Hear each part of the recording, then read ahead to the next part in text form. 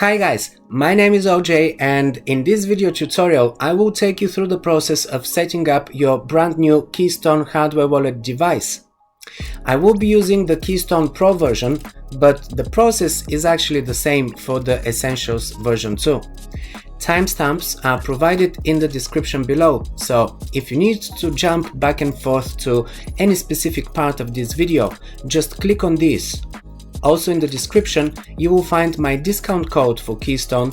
You can use this at the checkout when buying any of their devices, and I also dropped the link there to my previous video where I reviewed the unique features of this device, what makes it the most secure hardware wallet on the market, and also my interview with its founder and key developer Lixin Liu. If you're watching this on YouTube, actually it will pop up here in this corner, so go check it out. What I like about the device is that it's completely air-gapped, meaning there is no Wi-Fi, Bluetooth connectivity, no USB either, and this way any potential malware infiltration risks are eliminated. Even if your computer is compromised, the device is safe and secure. You will be using a phone application to navigate with the device and sign transactions, and that's available for both iOS and Android devices. You can actually use these apps without the device in order to check your balances and everything else. You will only need the device when you are sending a transaction, which you will have to approve on the device itself. This is done by scanning QR codes, both on the device and on the phone application as well. And that's how you execute transactions. It has a nice 4-inch color touchscreen, which makes the information and the signing of transactions very visible and easy to use. The wallet can be integrated with software wallets like Spectre, Blue Wallet, Electrum, MetaMask, Wasabi, and Sparrow, so it can be used for many crypto assets, including DeFi, and for staking purposes too. Keystone also offers the Bitcoin-only firmware version, which is even more secure, but I will show you how to set it up to be used with all cryptocurrencies. If you want to use it only for Bitcoin, this can be done by upgrading the firmware, at which point you will choose that option. Now, without further ado, let's take a look at what's in the box, and then we will move on to setting it up. If you want to skip this, just use the timestamps provided below.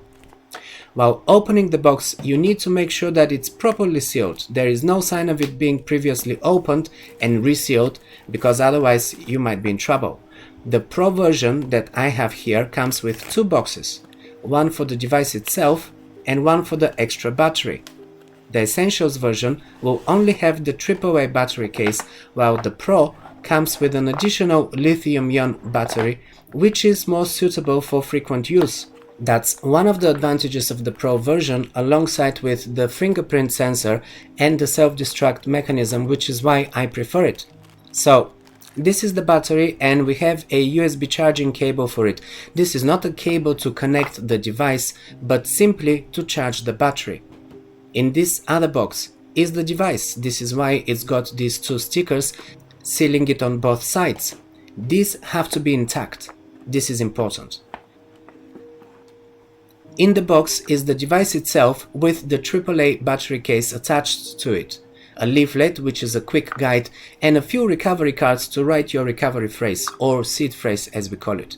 These are 24 random words that you will get when setting it up that will protect your accounts. It is very important that you do not lose these. And also, don't store them digitally. It's best not to allow anyone to be able to hack and steal these from you, because with these words, anyone can sync another device and access your accounts. It's even better if you choose to store this on a metal card, which you can buy separately from their website, and this is also included in the Ultimate version too. Alright, so now let's go into the setting up guide. Okay, so let's begin the process. Well, the first thing that I'm doing is I'm downloading the application for the mobile phone, because even before I start the device setup, I know that I will be needing that application to control it. So this is the first thing that I'm doing. I'm downloading it for iOS for my iPhone, but of course you can use it on Android as well. and you can either scan this QR code or you can go on the App Store. Make sure that you're downloading the official application, of course, so definitely navigate directly from their website, and at the bottom of this website you will see here application download, iOS or Android. If at any point you are not sure what I'm doing and my guide is confusing or something like that, which I doubt, but if that is the case, then you can go here to getting started. This is on their main website, main web page, getting started, quick guide, and from here you're going to be navigated as to what you need to be doing. So of course web authentication is going to be the first step, but let me first open the device.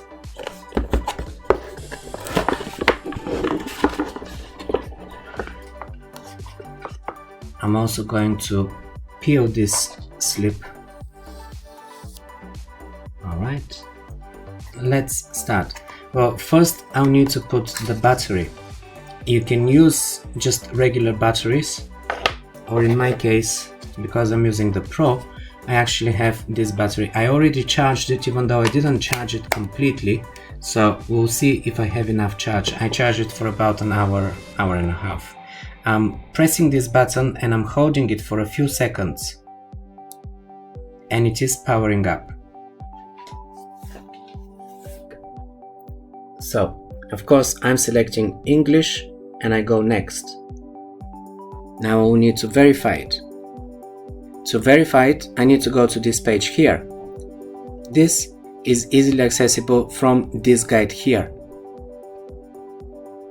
So I will click here on authenticate and I'm getting this QR scan code.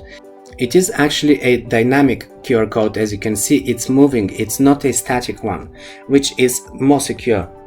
Here I will click scan QR code. Okay, and now I'm going to point the device towards the QR code.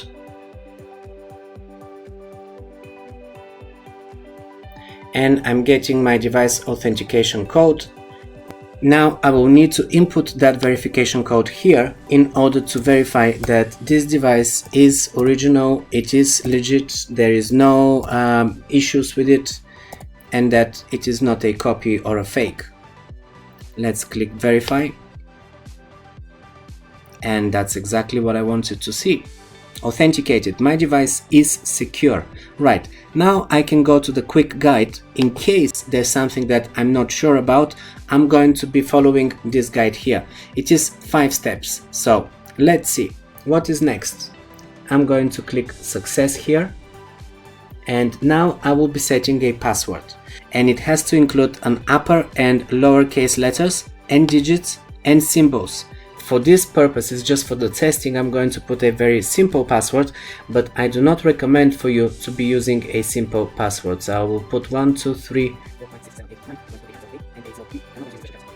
Let's confirm it. Done. Okay, so now I can create my wallet. I'm not going to be importing a wallet. I will be creating a new one. What is the difference? Importing a wallet is if you've already got a different wallet and you have a seed phrase and you want to import it in here to use it with this device, you can do that. Or if this is a replacement for an older wallet, you can do that as well. But in my case, I will show you how to create it from scratch. So this is a completely new device, completely new wallet.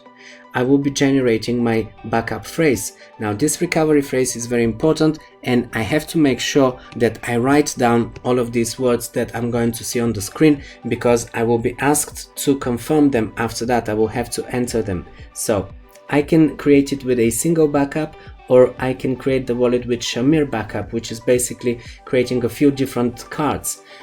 Just for this purpose here, for the testing, I will be using a single backup, but it is safer to create it with Shamir backup, which we discussed in my interview with Lixin Liu, the main developer of this device. So if you don't know what I'm talking about, you can go and check out this interview. Right, Now, of course, I'm checking my surroundings. There is nobody around me, nobody is watching this online, so I'm safe. Right, just to make sure that you don't get tempted to steal anything from my wallet, guys, I'm not going to be using this wallet after that. I will be restoring it, resetting it, and I will be setting it with a completely new set recovery phrase set of 24 words. I'm not going to be using any of these that you're seeing right now on the screen. This is purely for testing purposes. Now, it is not completely obvious at first glance, but the order of the words is very important, and they actually go left to right. So the first one is sentence, the second is useless, the third one is novel, the fourth one is squirrel, and then science, and then cactus, and so on and so on. So this is very important, and you need the correct order, because once you are past this step, you will be asked to confirm them in the correct order. Okay, so I've written them down. Let's see the next step. I need to confirm that I've saved it. And now I will need to enter these words. So first one, sentence. As I type 4 letters, it automatically recognizes the word, or even just 3, depending on what is the word.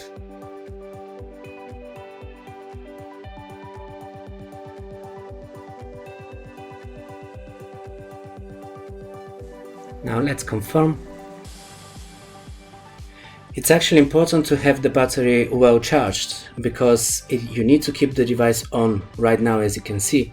So you shouldn't really be doing that if your battery is only on 1 bar or something like that. At least half charged or more than 50% is best. Okay, so this is done. Now I'm going to click confirm. I'm going to be using the Keystone app. So I've got the application on my mobile phone, and I want to bind the device with my application. So I'm going to click here, and now on the device I'm going to click at this top corner, and I'm going to display the QR code in order to bind the device with my application. Okay, so I'm going to agree here. I'm going to click confirm. I will allow access to the camera. And now I'm binding the device. Successful. Right, so I can add assets here, and of course I'm going to turn on Bitcoin. I'm going to turn on, let me just make this, hold on a second. Yeah, I'm going to turn Ethereum, Litecoin, BCH, Polkadot. I mean, I have quite a selection here. Also, if I go to Ethereum, I will see here all of the Ethereum tokens, and I can choose from this. You can even use Tron tokens, and this is what was not available on Copper Vault. I mean, a lot of improvements and new additions we have here on Keystone. This is why I like it more than Copper Vault. Alright, so I can see these accounts here. They're all on 0, of course. So I have done the setup. I just had to click done, and it's all good. So let's click done again, and that's it. So these are the wallets that I added here, and I actually have more right here, but I can always go and add more assets. So let's go here and add Litecoin as well, and go back, and now we see Litecoin also. So any of these assets, and later on I can add them on my mobile phone. I can also add them here. Alright, so now before I actually start making transactions and everything, what I'm going to do is this brand new SD card. I'm going to insert in here. This is the SD card that I will just use with this device. It's a brand new one, so I will not be using it with any other devices, because if I'm going to be using this with DeFi, where I'm going to be having different transactions, multiple transactions and everything, some of that information will be stored on that SD card. So this is why I will not be using this SD card with any other devices. And as I turn on the device, again I'm asked to enter my PIN, and I'm unlocking. Also, what I would want to do is set up my fingerprint unlock. So let's go here I will do all of these things before I start sending and receiving. I will go to settings, and here I'm going to do fingerprint settings. I will have to enter my password, confirm it, and now I'm going to have to click a few times here in order to set that fingerprint. And every time I'm removing my finger, so I'm clicking it a few times, and as I do that, it completes, as you can see here, and it's now done. If I want to have more fingerprints, I can add another one. For the moment, I will just keep one. Okay, this is the important thing. Also from here, you can set a pattern lock if you want to do that. Again, you have to do the same thing. I'm not going to go through all of these. You can wipe the device from here. This is what I'm going to do straight after I finish this tutorial, because I'm not going to use the device with the current settings that you are seeing here that I've shared with you. I can change the password and the passphrase and all of these things. This is all here in the settings menu. Okay, and when I go here to my Keystone, now I'm ready to receive. I'm gonna use Litecoin just because it's cheaper to transact with rather than Ethereum or Bitcoin, and this is the only reason. But of course you can use it the same, it's the same process with any coin that you will be using. Okay, so now let's do a transaction. What I will do is, I have a little bit of Litecoin here in my Cobalt Pro. This is the older device. It is almost identical to Keystone, but it is an older device, and Keystone supports DeFi and some other upgrades and things. That's why I will be using Keystone more than I'm using Cobalt. So let's start. First, I'm going to transfer Litecoin from my Cobalt Pro into my Keystone. I will need my wallet address from my Keystone. So let's authenticate directly with the fingerprint. It's much easier than having to enter that password. And of course, I'm navigating from my mobile phone applications on both of these. Here, I will need to grab my Litecoin wallet address. And this is the wallet address. Now, let's authenticate my Cobalt Pro. And now I'm going to send whatever I have here, which is 0.01952.566. This is the total that I have in here.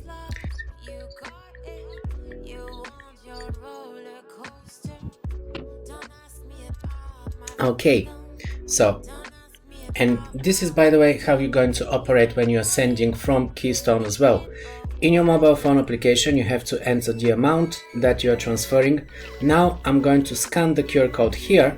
I can actually enter the wallet address that I need to send to, or paste it if I've had it copied, or I can scan. And in my case, I'm going to use the scan option.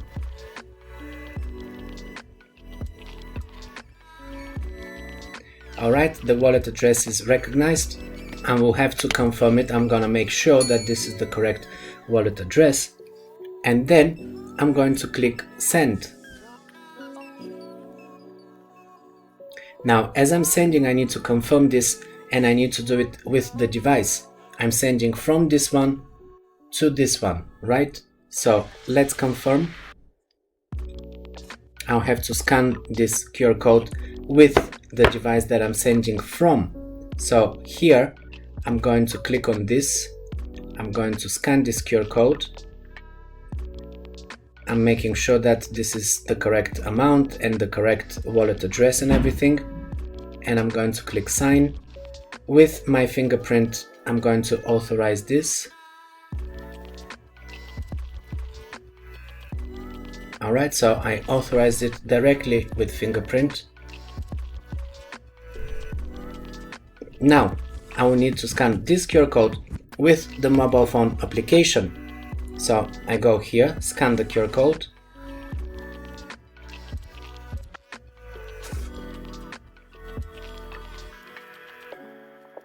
Alright, now I need to confirm. I'm broadcasting the transaction. It's done. Okay, so here I will go back and I can see that this transaction is pending. It needs 2 confirmations for Litecoin. This is going to be different for different coins. I need 2 confirmations in order to be considered successful and complete. So I'm going to pause the video now and I will come back to it in a few minutes when this has gone through. Okay, so this transaction shows me as complete. Here we can see I've received the 2 confirmations. I will navigate to my Keystone application. I'll go to Litecoin and I can see it here. I've received it a few minutes ago. This is what I've received, 0.0195, which is only $2.74. A small amount, of course, just for testing. Okay, so now what I can do is I can send it back from this wallet, from Keystone, into my Kobo vault. The reason why I'm doing this is just to test all the functions, right? So I received, now I'm going to send. I'm gonna click here and I'll need to select the amount that I'm sending. I've got 0.09503010. Okay, so this is the amount that I'm sending. If I try to send bigger amount, it actually goes red and it doesn't allow me, so it's quite easy. Right, now here I will need the wallet address. Because I'm working with a wallet that gives me a QR code, I'm going to scan it, but some wallets don't really give you QR codes, or maybe you have to send to someone else who sends you just the wallet address. In that case, I will be typing it here, not typing it really, I will copy and paste it. But in this case, I will be scanning it because it's easier for me. Okay, well, it was very quick, so it recognizes the wallet address. Now I'm going to click here, send, and I will need to confirm it on the device itself. So I need to unlock the device. Let's click confirm, and now I will need to scan this QR code.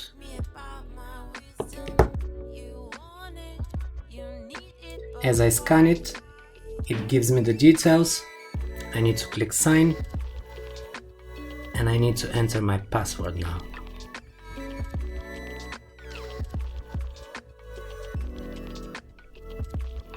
Okay, and now I need to scan this QR code with my mobile phone.